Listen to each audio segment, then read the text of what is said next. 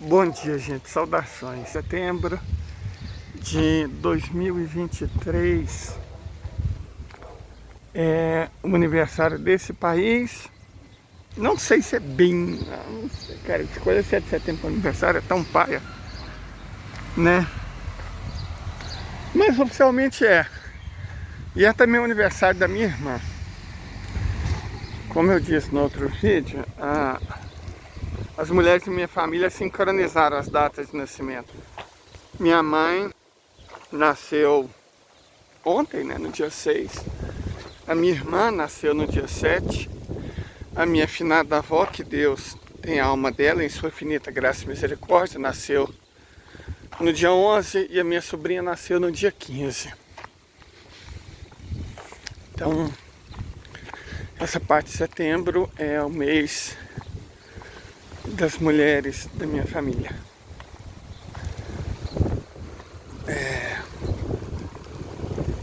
Eu tô indo lá. Minha irmã trabalha nesses esquemas de turno, né? Ela é supervisora de uma espécie de padaria, não é bem uma padaria. Catalão tem um posto muito famoso que é o JK, que fica na entrada da cidade. E a padaria, a panificadora é terceirizada. Santo Pane, que é a mais famosa da cidade também. Inclusive eles fazem uma torta de jaca premiada nacionalmente. Coisa fina, coisa de granfino. Mas eu já fui lá umas 2 vezes mesmo assim. E minha irmã é supervisora lá, ela trabalha no turno da noite. Então, como é 7 horas da manhã, ela termina às 7, ela já deve estar em casa. Normalmente ela chega cedo, pega minha sobrinha, leva na escola, volta, dorme até às 11, acorda para ir buscar minha sobrinha na escola. Fica no bairro vizinho, não é longe. Ela tem uma daquelas motinhas e tá tudo certo. Aí, ela falou no grupo do família que quer salada de fruta. De negócio de aniversário, né? De comida de aniversário, que é salada de fruta. A minha querida mãezinha, ela não dá conta de pegar as frutas. Então eu tô indo lá para ajudar. É um dia muito bonito, gente. Eu não sei se vocês estão vendo, é um dia muito bonito. Nossa senhora, muito bonito. Tá surpreendentemente fresco. Tá um vento agradável, a rolinha, isso na verdade é uma pomba rola, né? Ela tá aproveitando para recolher material pro ninho. Vou passar devagar para não ter que voar muito. Olha lá, ó. Olha que dia bonito, gente. Sempre quando eu penso sobre 7 de setembro, eu não consigo deixar de refletir. Eu morei em Salvador, né? Um tempinho pequeno, mas morei. Que a data de aniversário do país deveria ser 9 de julho. Porque declarar a independência é uma coisa, conquistar é outra. E a gente conquistou em 9 de julho, né? Pouco mais de 200 anos atrás. Mas o nosso povo acho que nunca conquistou, né? Nosso país nunca conquistou a independência. A independência é uma coisa complicada. Nós já chegamos perto disso, com Getúlio Vargas. Chegamos perto disso com a primeira sequência do presidente Lula. Até o primeiro governo Dilma. Mas aí depois o país foi entregue aos ratos. Os evangélicos, né? Eduardo Cunha, Deltan Dallagnol, Sérgio Moro, a bancada ruralista, Centrão, Michel Temer, depois o Mijair, Oi Fux, em diante, você vai ficar arrependido não, meu irmão. Eu sei que você é judeu aí, sua concepção de inferno deve ser diferente, mas eu espero que a de Deus seja a mesma. Que você não paga nessa vida, você pague na outra. Fox. Eu fico muito grilado, gente, de verdade. Eu até tento praticar a religião do perdão. E até dá pra gente perdoar. Exclusivo, estudo mostra que só de impostos o Estado deixou de arrecadar da construção pesada 4 vezes mais do que tudo o que a Lava Jato diz que recuperou. A reportagem especial é do Fernando Davi.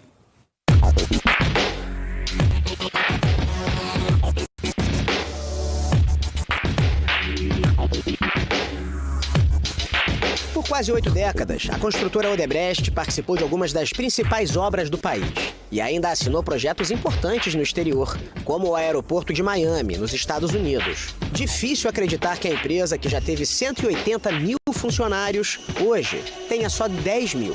O faturamento despencou e a dívida disparou, a ponto de o grupo pedir recuperação judicial.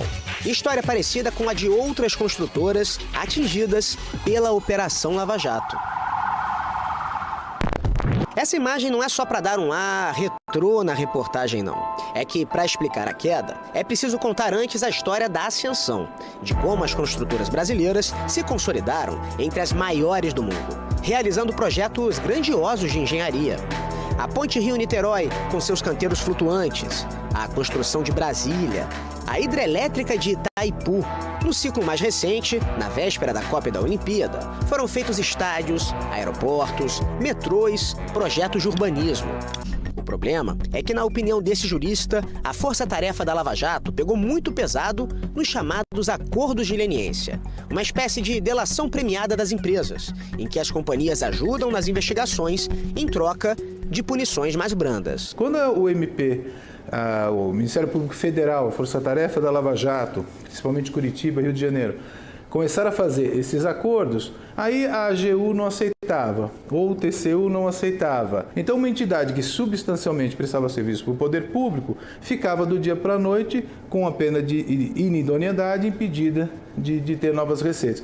Com isso, a punição ia para quem? Para o empregado. O Jornal da Band teve acesso com exclusividade a um estudo do Sindicato das Indústrias da Construção Pesada, que mostra que depois da Lava Jato, o orçamento do governo federal caiu mais que pela metade. 1 em cada 5 empresas faliu e 1.300.000 trabalhadores ficaram desempregados. Entre 2015 e 2019, 105 bilhões de reais deixaram de ser arrecadados em impostos, 4 vezes mais que tudo que foi recuperado pela Lava Jato. Concordo, mas a sociedade como um todo também foi penalizada, uma vez que se perderam tantos postos de trabalho e os CNPJs também assumiram isso, né, foram penalizados. Pagando multas e com o direito de participar de licitações suspenso, ficou difícil aguentar. A Lava Jato, como um modelo de combate à corrupção, como técnica de combate à corrupção, se manifestou, operou de maneira irresponsável, porque não distinguiu a empresa do empresário. O resultado é que do dia para a noite, as obras pararam. Segundo o Tribunal de Contas da União, são mais de 14 mil canteiros abandonados no país. Um desses casos que chamam a atenção está aqui bem atrás desse portão. É a obra da Estação da Gávea do metrô do Rio de Janeiro. Uma promessa para a Copa do Mundo de 2014, que não ficou pronta nem para a Olimpíada de 2016 e acabou paralisada por determinação do Ministério Público e do Tribunal de Contas do Estado. Hoje, aqui na porta, olha só, a mensagem é bem clara. Não há vagas e nem previsão de retorno das atividades. E nem mesmo na guarita a gente encontra um segurança trabalhando. Essa sensação se confirma quando a gente dá uma espiadinha aqui por cima do portão.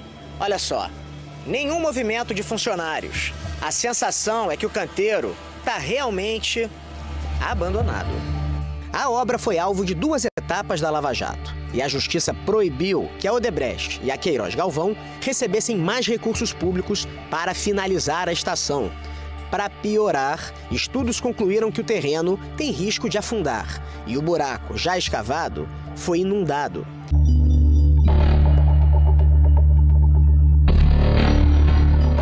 Há 5 anos, esse casal é vizinho de um hotel de 15 andares que nunca ficou pronto. Elevadores que foram abandonados, cimento, cal, muito material foi abandonado aqui e foi levado por moradores de rua. A cidade cheia de escombros era algo inimaginável quando Itaboraí, na região metropolitana do Rio de Janeiro, foi escolhida para receber o maior polo petroquímico da América Latina. A euforia foi geral, uma espécie de bilhete premiado que traria prosperidade para a cidade. O Comperj ocuparia uma área do tamanho do município de Olinda e a obra geraria 200 mil empregos, o tamanho de toda a população de Itaboraí.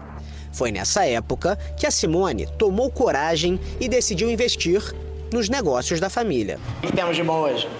Várias saladas, temos bife acebolado, arroz, feijão, macarrão. Foram 50 mil reais em novos equipamentos para a cozinha. Nunca foi usado de novo, ó, nunca. E mais 150 mil para fazer o terceiro andar da pousada, que também nunca foi usado. Fizemos um bom investimento porque a gente não estava atendendo a demanda. Mas depois parou a obra, já era.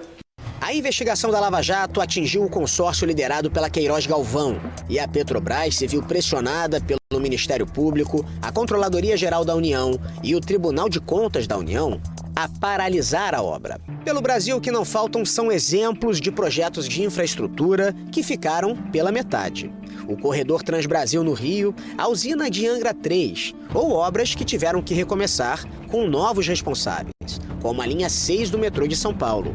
O Jornal da Band teve acesso com exclusividade a um relatório do Sindicato da Indústria da Construção Pesada que dá a ideia da dimensão das perdas. A partir de 2014, o país deixou de arrecadar 20 bilhões de reais por ano em impostos. Quase 500 empresas foram fechadas e mais de 1.300.000 postos de trabalho foram perdidos. A infraestrutura é um setor que movimenta 62 setores da economia. E a cada 28 bilhões de reais investidos em infraestrutura, você tem um efeito multiplicador da criação de 1.000 empregos diretos. A cada um emprego direto, você gera 2, 3 empregos indiretos. Aqui em Itaboraí, no Rio de Janeiro, aquele projeto de construir o maior polo petroquímico do país deu lugar a um bem mais modesto, uma unidade de tratamento de gás natural. O Comperj foi até rebatizado pela Petrobras. O nome oficial agora é GasLub. As obras chegaram a ser retomadas, mas de cima a gente nota que não foi por muito tempo. O canteiro, novamente, está parado. Com a perda de musculatura das empreiteiras brasileiras, a chinesa Keruí assumiu o projeto, mas acabou rompendo o contrato unilateralmente em julho, alegando alta de preços dos materiais de construção. Mas quem viveu o sonho da prosperidade em Itaboraí enxerga nessa chama uma espécie de luz no fim do túnel. A gente tem esperança, porque é o que tem pra gente em Itaboraí.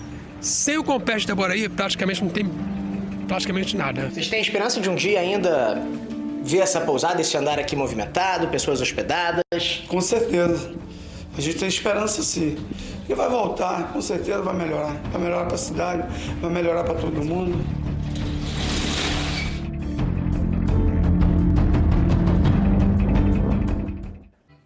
Pois é, o pessoal da Lava Jato adora falar que o Estado arrecadou uma fortuna recuperando o dinheiro da corrupção e arrecadou mesmo. Só que os Moros da vida, os Dallagnóis, parece que eles nunca pararam para fazer conta. E a gente tem que fazer conta. Você viu nesse estudo exclusivo que o Jornal da Band mostrou quanto dinheiro o Estado deixou de arrecadar de impostos. Você viu? De 2015 a 2019, 105 bilhões de reais. 4 vezes mais do que tudo o que foi recuperado na Lava Jato. Sem falar que, sufocando e quebrando as empresas, a Lava Jato acabou com a construção pesada e com 1.300.000 postos de trabalho. Tomara que o Ministério Público, tomara que o sistema de justiça, os dois tirem lições desse episódio para separar o joio do trigo e jogar fora só o joio. Obras paradas, escombros e um prejuízo sem paralelo na história, por erros da Operação Lava Jato. Mas o que faz contra um povo aí é complicado, né? Difícil. Deixa eu postar um videozinho aqui, se você falar de geopolítica. Um videozinho que expressa como eu deveria agir, mas que eu não consigo. com a pureza da resposta das crianças, né? Como diria o bom Gonzaguinha.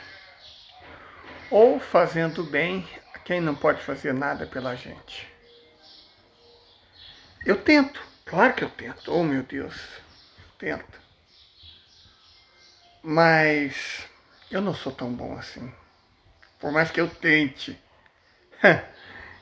Mais gente faz o bem pra mim do que eu consigo fazer o bem para os outros. Eu sou muito grato quanto a isso, mas eu sei que eu tenho muito que melhorar. Ok.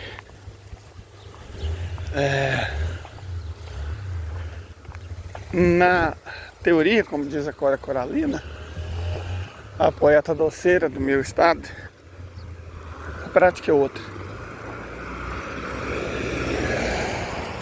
Eu queria muito achar esse poema. Estavam ali parados marido e mulher. Esperavam no carro.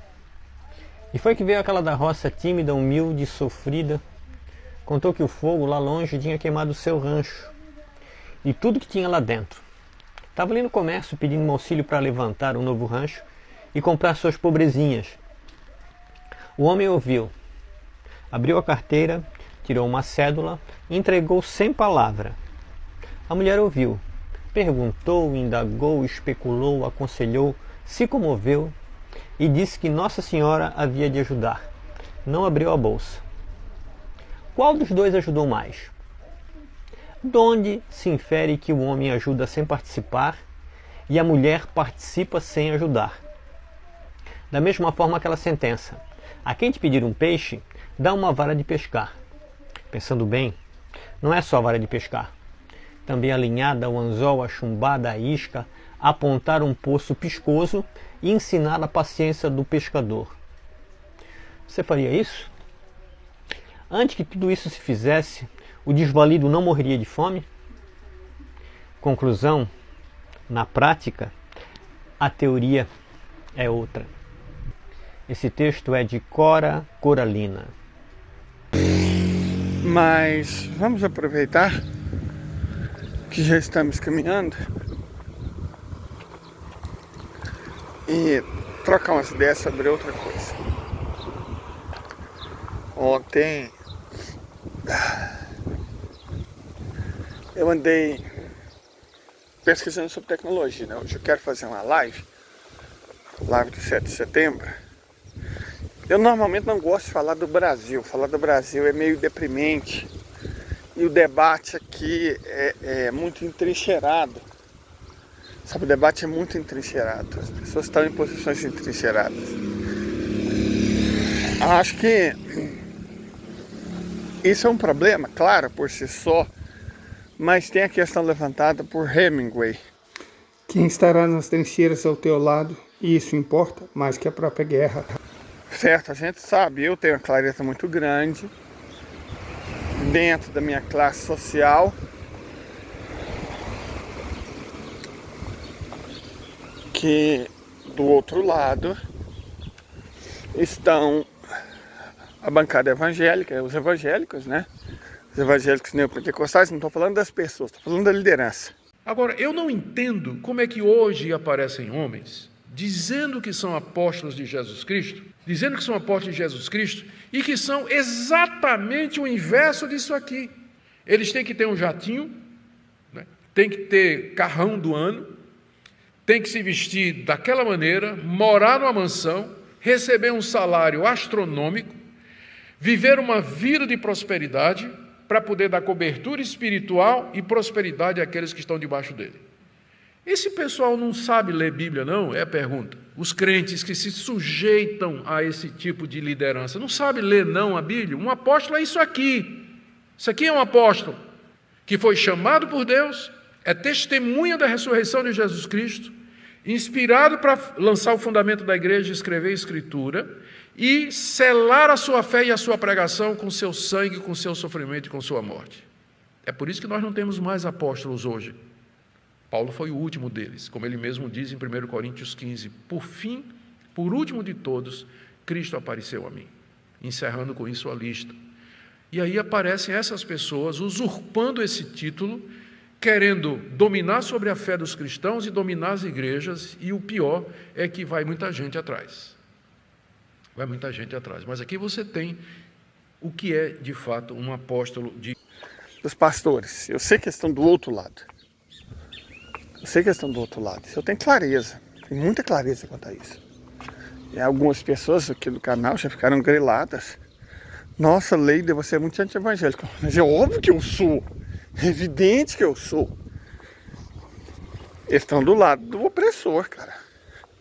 513 deputados do Congresso Brasileiro, 115 fazem parte da bancada evangélica.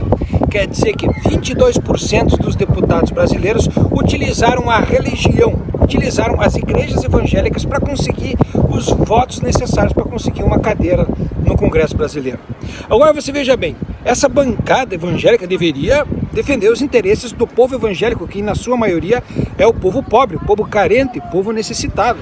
Mas não, quando chegou a oportunidade dessa bancada evangélica votar se aprovava ou não a reforma da Previdência, a reforma que dificultou para os pobres se aposentar, que obriga os pobres a contribuírem por 40 anos para conseguirem numa dessa talvez um dia se aposentar com uma miséria. A bancada evangélica votou em peso a favor da reforma da Previdência.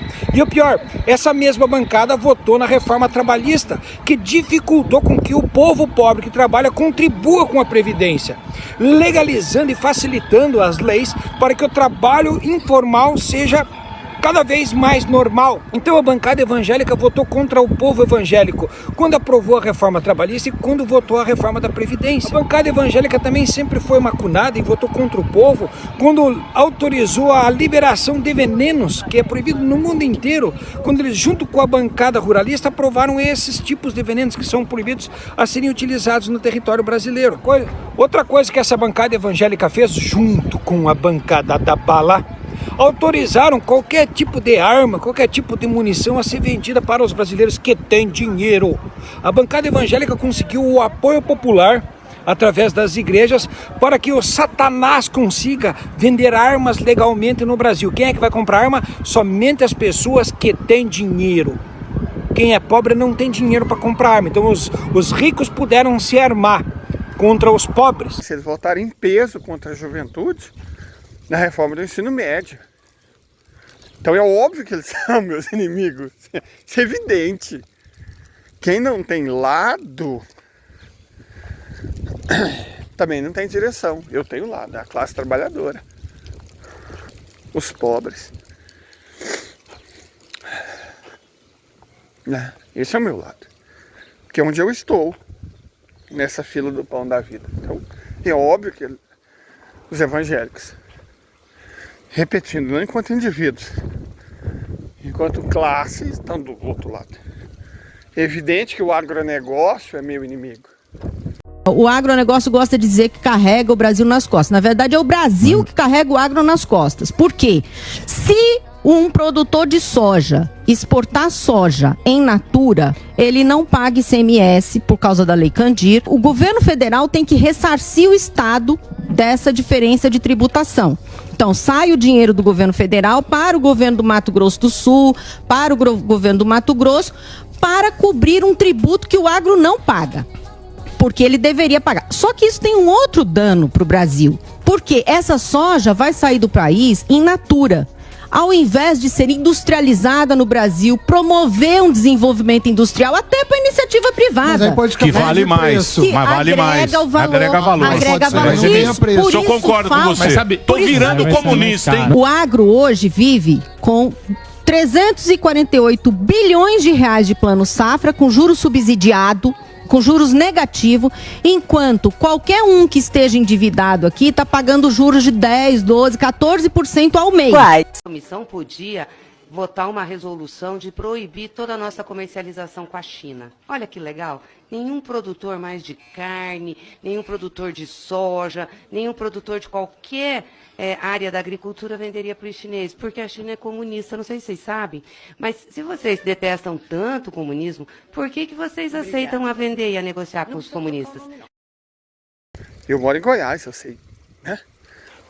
Sei como é que as coisas funcionam. Evidente que eu não vou estar do lado de banqueiro, de bilionário. Existir bilionário já é o fruto de um processo de acumulação descontrolada de riqueza. Essa mas acumulação de bilionário riqueza... Mas vamos trabalhar com a hipótese de que ele construiu essa riqueza. Vamos. Não existe possibilidade de você construir uma riqueza bilionária num mercado competitivo. Em geral, ele é fruto de poder de mercado ou, e aí os estudos do Piketty mostram, acumulação via herança. Grande parte da desigualdade que a gente vê tem a ver com transmissão de herança. Existem exceções, eu suponho. Não, tem. Tá. Existem exceções. A questão é que, na média e no caso geral, não é meritocracia. Tá não bom. é porque ele foi lá, criou algo e virou bilionário. Pode acontecer? Pode. Mas quase todos os exemplos que a gente vê hoje de bilionários estelares, que aparecem, tem uma grande projeção, eles em geral tiveram uma estrutura familiar fantástica. Em geral, os pais eram grandes empresários ou tinham já herdado dos seus avós e tal, e tinham já um monte de riqueza que gera o quê? Oportunidade. E a oportunidade, que é exatamente você poder chegar no lugar e mostrar o que você é bom em fazer, ela fica restringida. Igor, a gente sabe disso, dentro de teoria econômica, desde meados do século XIX. Já tem teórico falando sobre como a concentração de riqueza inibe a produção de oportunidades para todo mundo. É que isso é óbvio mesmo, né? Então não é novo isso. O problema é que a gente passou muito tempo, como o Eduardo citou aqui, acreditando que se você aumentasse a produtividade das pessoas, só a partir dos anos 70 do século XX, que o mercado daria conta de dar oportunidade para todo mundo. E não deu. E não sou eu falando, é o FMI. É o FMI dizendo o neoliberalismo, que é essa ideia de que se você tirar o Estado do jogo, vende as empresas estatais, aumenta a dinâmica do mercado no controle da sociedade, que o resultado vai ser mais oportunidades, que vai ser menor desigualdade, que vai ser mais renda para todo mundo e assim por diante. 40 anos depois deu errado. Dessa burguesia atrasada. É óbvio que eu não vou votar. Não tem clareza contra esse básico, né? Boi, bala e Bíblia. E bilionário. Boi, bala, Bíblia e bilionário. Os 4B. Então isso eu tenho clareza. E eu sei que esses não estão na mesma trincheira que eu. Isso aí é suave. Mas aí tem outro problema. Eu também... Bom, vocês sabem que eu gosto de flores, né? Acho que não é segredo de ninguém. Só gostei de flores. Cara, a flor é uma coisa espetacular. E o motivo de eu gostar de flor... eu morava na roça. E eu tenho transtorninho, né? E o que eu gostava mesmo era de cor. Gostava de cor. Cerrado, vocês não têm noção da quantidade de frutas que existem no Cerrado. Vocês não têm ideia, cara. Mais que qualquer outro bioma do mundo. E o interessante de fruto é que ele está associado à flor. Cerrado tem flores magníficas. Cerrado tem flores magníficas, principalmente nessa época. E elas vêm em ondas. Começa a primeira onda das flores amarelas, depois das roxas, as brancas. Isso é um piquezeiro. Aqui, tá vendo a flor? Que coisa linda. A flor símbolo de Goiás é piqui. Só que vermelhinha. Dá nos campos. E quando você mora na roça, não hoje, né? Hoje tem energia parabólica, tem internet. Quando eu morei não, a gente tinha um rádio a pilha. E as opções de cores são muito limitadas. É de alguma revista, ou, né, que meu pai trazia quando ia na cidade, a gente ganhava, e das roupas. E eu sempre gostei muito de cor. A flor era a cor. E eu era fascinado, em especial, por uma cor que dificilmente a gente vê, o azul. Eu lembro quando eu fui na Ásia, Fui na fronteira do Quirguistão com o Cazaquistão e a China. Lugar alto. No Parque de Alaxá, perto de Bishkek, também tem. Eu me impressionei com a quantidade enorme de flores azuis. Claro, lugar alto, né? Na Patagônia, na parte mais elevada, nos Andes, também tem muitas flores azuis. É uma cor incomum. Para flores, pelo menos em lugar baixo, você dificilmente acha. Lugar alto é a cor dominante. E eu ficava pensando nessas coisas todas. Mas por que eu estou falando de flor? Então, a questão aqui é a seguinte. Como eu estava dizendo, reconhecer os 4B, boi, bala, Bíblia e bilionário, como inimigos de classe é fácil. Né? Tá óbvio. Tá evidente. Agora, o que não fica evidente, e aí a conexão com flor, são os liberais. Hoje nós vamos falar sobre liberais. Não tem como falar de Brasil, e eu quero falar um pouco do Brasil, sem falar de política. A gente precisa falar de política, certo? Nem gosto tanto assim, mas reconheço a grandeza. Aristóteles até criou uma expressão para designar as pessoas que não se interessavam por política. Idiota. Ídio, em grego, tanto em koiné quanto em demótica. Eu tenho dicionário dos dois idiomas. Significa basicamente eu. Então o idiota é o egoísta, o individualista, o cara que só pensa em si. Diferente da político. Político é o que pensa na polis. A polis não é um lugar. No Brasil, às vezes a impressão que a gente tem é que polis é um lugar. Tipo, na minha cidade, a terceira maior cidade do meu estado se chama Anápolis. É uma cidade da Ana. Você tem Cristianópolis, cidade do Cristiano. Você tem Davinópolis, cidade do Davino. Inclusive vizinha nossa. Cristianópolis também está na margem da Estrada de Ferro. Você tem Nerópolis, cidade do Nero. Você tem Goianópolis, perdão, a cidade dos goianos. Então, Goiás tem muita cidade com polis. Vicentinópolis, sabe, um punhado.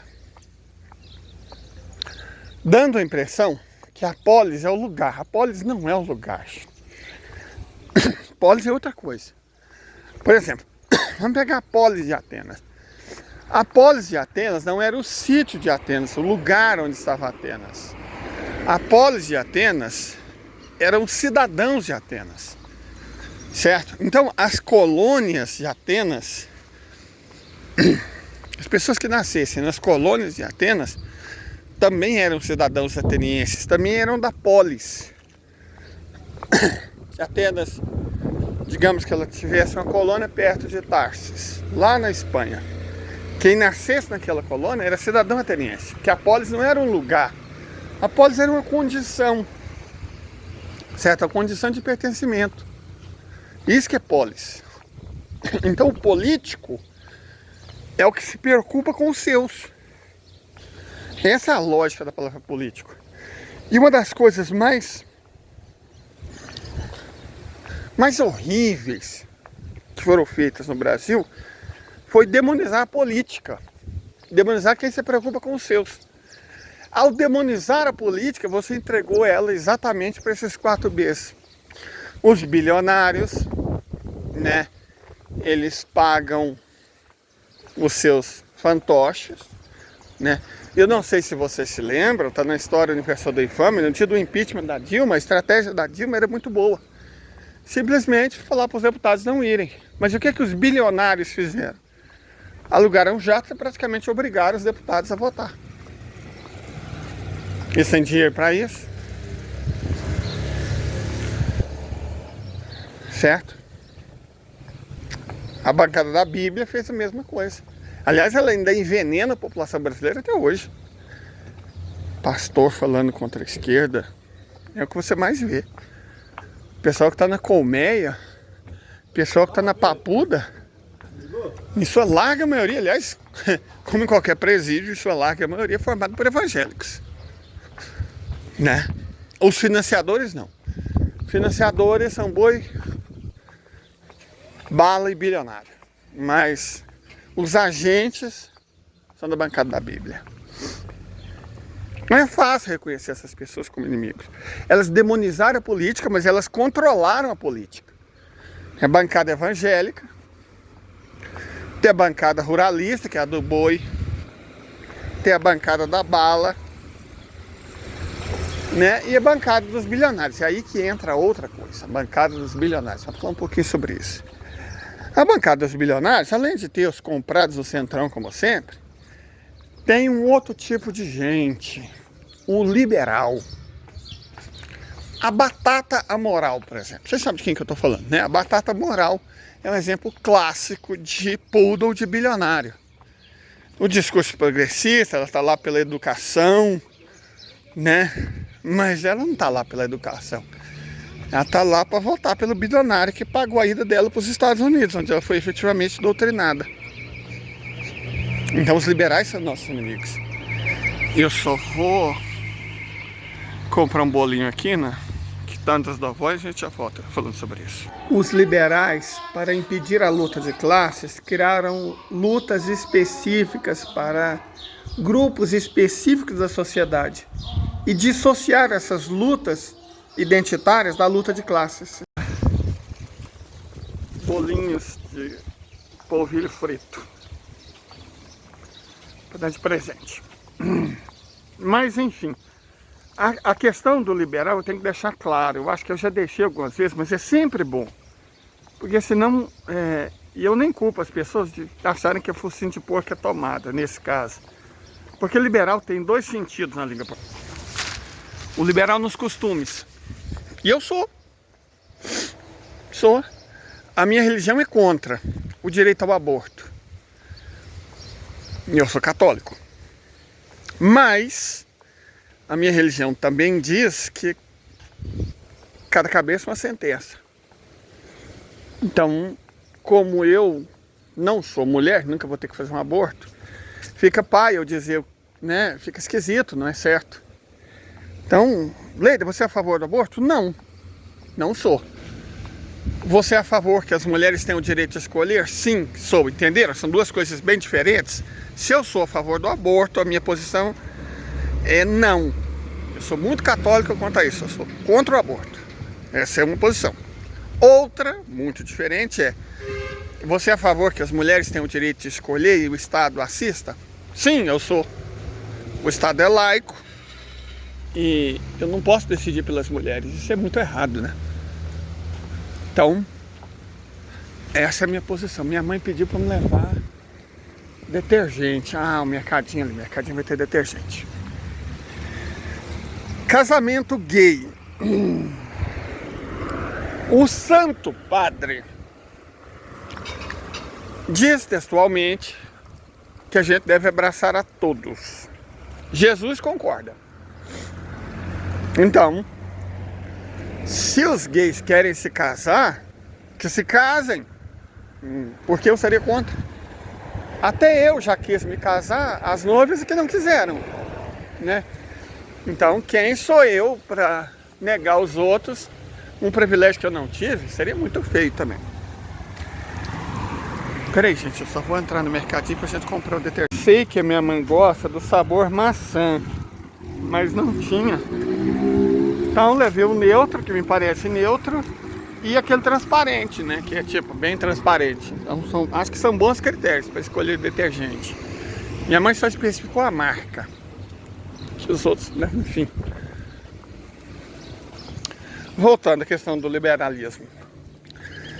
Qual outra pauta? Casamento gay, adoção por gay. Gente, todo filho abandonado e abandonado por héteros, né? Então,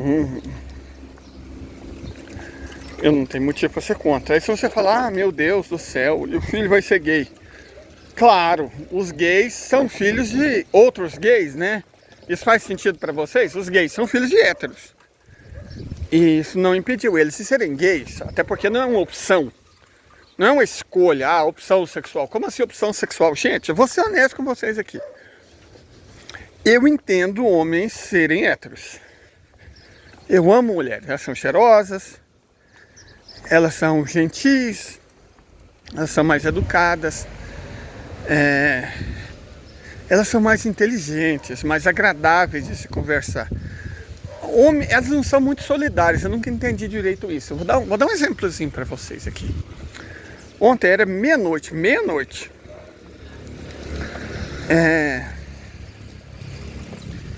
Eu me excedi um pouco no aniversário da minha mãe, eu cheguei meio chumbado. Eu não sou acostumado a beber. E eu tomei uma latinha inteira de cerveja e um copo de vinho. Então eu fiquei ruim. Pode parecer estranho, porque eu acho que as pessoas bebem mais que isso, mas eu sou muito pouco resistente ao álcool. Então, eu cheguei bem. Aí, toma metformina, coisa para diabetes e tal. Meia-noite, o clima tá surpreendentemente bom. Eu falei, vai dar para me dormir de boa. Meu primo, meu melhor amigo também. Leite, eu tô com fome. Hoje eu só almocei. Ele é psicólogo, né? Então, os horários dele é esquecido. Eu só almocei e tô com fome. Bora! Cara, amiga é um negócio interessante. A pessoa fala, vamos, mas vamos. Se é, sei lá, vamos pra Argentina, ou vamos ali catar uns babaçu no mato, ou vamos comer um podrão. Amizade, cara, amizade masculina é um negócio muito doido. Então você fala, vamos, e eu tô acordado, aí vamos. Nós foi comer um podrão. Inclusive gostoso, acho que ele chama Cachorros o lugar. Cachorros. Vou mostrar uma foto aqui do sanduba do cachorro. Eu comi um x-salada. Porque eu não tava realmente com fome, né? Mas, porra, amigo chamou, vamos. Deixa eu mostrar aqui. Mas enfim, a questão é que eu entendo homens serem héteros. Porque a mulher é o que há. Inteligência, companhia, não... Homens vivem menos, porque, né, a gente toma decisões estúpidas e tal. Pescar, por exemplo, é um punhado de coisa que, enfim. Mas eu amo mulheres, de verdade. Por isso que no mês de setembro, primeira metade de setembro, eu sou particularmente emotivo, porque as mulheres da minha vida faziam aniversário. Então, nessa época eu estou muito, né? E agora, o que eu não entendo é gay e mulher heterossexual. Gostar de homem realmente não é uma opção. Não num país misógino, machista, preconceituoso. Cara, o Brasil, os homens brasileiros são conscientes disso, cara. Não é uma opção, certo? Eles falam opção sexual, é uma palavra bem escrota.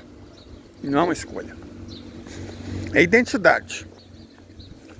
Então é claro que eu não tenho problemas quanto a isso. Certo? Tranquilo. Qual é a outra pauta que normalmente está associada a costumes? Casamento, adoção. Bom, enfim, nessas coisas eu sou o que se chama progressista. Não tem essa palavra. Mas eu sou bem progressista. Sou bem progressista. Sou liberal nos costumes. Quando eu falo liberal, o que eu estou falando é no sentido econômico. Quem é a favor da teoria liberal, quem defende o capitalismo. E aí reside o problema. Os liberais conseguiram a proeza de associar a esquerda com pautas progressistas. Então, quem passou a adotar pautas progressistas, os liberais começaram a chamar de esquerdista e muita gente acreditou, inclusive essas pessoas que, por adotarem pautas progressistas, elas seriam esquerdistas. Não são, gente. Esquerda não tem nada a ver com ser conservador ou liberal nos costumes. Qual o truque do pato amarelo da Fiesp? rico no Brasil paga nada de imposto. A média, a alíquota média, só para dar números, senão fica paga nada, paga muito, é em torno de 5,9% em relação à renda, todas as rendas que ele tem. Aí você tem várias rendas. Renda financeira, que tem muito naqueles fundos exclusivos, que dá para postergar o imposto, tem via dividendos, tem um monte de renda. 5,9%. Tá? O Brasil é um paraíso fiscal. Para os mais ricos, cara. Para os mais ricos. Para os mais ricos. Tá bom. Para os mais pobres e para a classe média, é um inferno fiscal. Por quê? Ah, mas o mais pobre, o cara tem a isenção do imposto de renda. Mas tudo que ele ganha, ele gasta.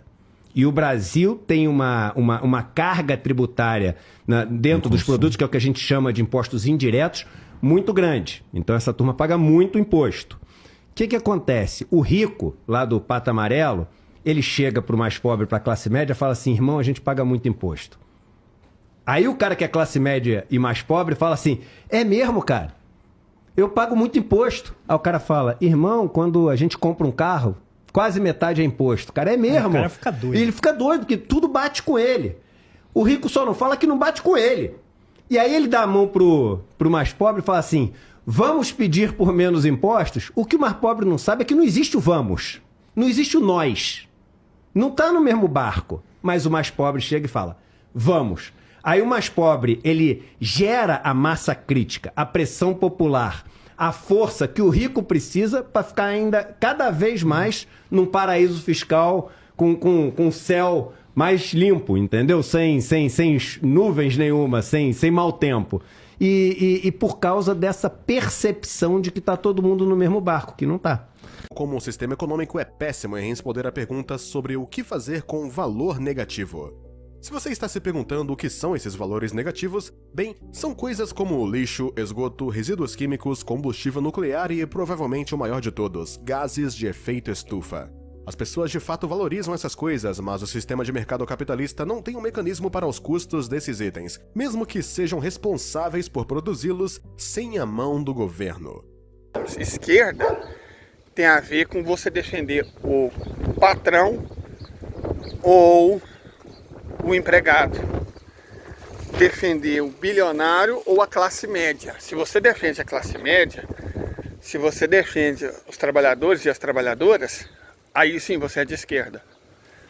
Agora, se você defende bilionário, se você defende latifundiário, se você defende... Porque os grandes pastores, cara, a igreja evangélica no Brasil é um empreendimento comercial, entende?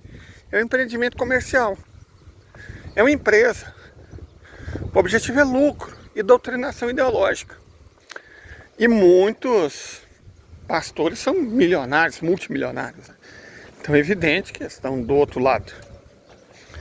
Colocar os liberais na nossa trincheira, na verdade nós não colocamos. Quer dizer, os PSOEs colocam. Mas normalmente o que acontece foi que eles se colocaram, eles tomaram a nossa trincheira da gente. Esse é o liberal que eu estou falando. Liberal na economia. E aí você tem o caso dos Estados Unidos, onde você tem bilionária, mas ela é preta. Ela é preta. Então tudo bem. Especulação imobiliária, porque ela é Me Too. Ela é, como é que é o negócio? Ela ganha visibilidade pro povo preto, né? A grande apresentadora preta. Uau, democrata. Se você é gay, cara, você pode ser escrote à vontade, né? Pode ser bilionário, porque você defende uma pauta progressista. Então, isso criou um problema duplo. Primeiro, infestou a nossa trincheira com essa gente, que é nossa inimiga. Mao Zedong é muito claro, no sentido de que entre nós e nossos inimigos tem que haver uma fronteira muito clara, para que as pessoas saibam. A gente sempre soube, mas as pessoas têm que saber. E aí essa fronteira ficou turva. Porque se você defende gay, se você defende trans, se você defende mulher, se você defende preto, se você pratica linguagem neutra, aí você é de esquerda. Só que não! Você é de esquerda caso defenda a classe trabalhadora, que são os trabalhadores, os pobres, a classe média, quem depende do salário ou da profissão, quem não vive de renda. Quem não vive de extrair a mais-valia dos outros. Certo? Isso é ser de esquerda, defender essas pessoas. Se conservador ou liberal é outra questão. Do meu lado estão tanto conservadores quanto liberais. Ah, eu sou contra isso e tal. Bom, a escolha é sua. Você é a favor de trabalhadores e trabalhadoras? Você é a favor da classe média, funcionários públicos, pequenos agricultores, a classe média, né? A pessoa que depende do próprio trabalho, mesmo que seja como médico ou médica. Se você for, você está do meu lado, cara. O que você pensa sobre pauta de consumo, isso é um problema seu. Aliás, isso nem é um problema. Isso é a sua consciência. Que eu não vou julgar, inclusive porque a minha religião proíbe. Não vou julgar. É a sua consciência. Nós estamos do mesmo lado da trincheira.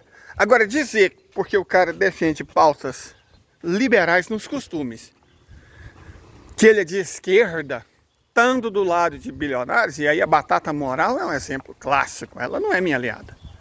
Mas não é mesmo. Certo? Essa que é a questão. Isso é, cara, olha que céu bonito. Hoje nem tem aquela mancha de poluição característica. Se vocês repararem, sempre tinha uma mancha amarela lá no fundo, cor de areia. Agora o tanque tá azul, o tanque tá branquinho. Esse ar limpo, essa manhã maravilhosa.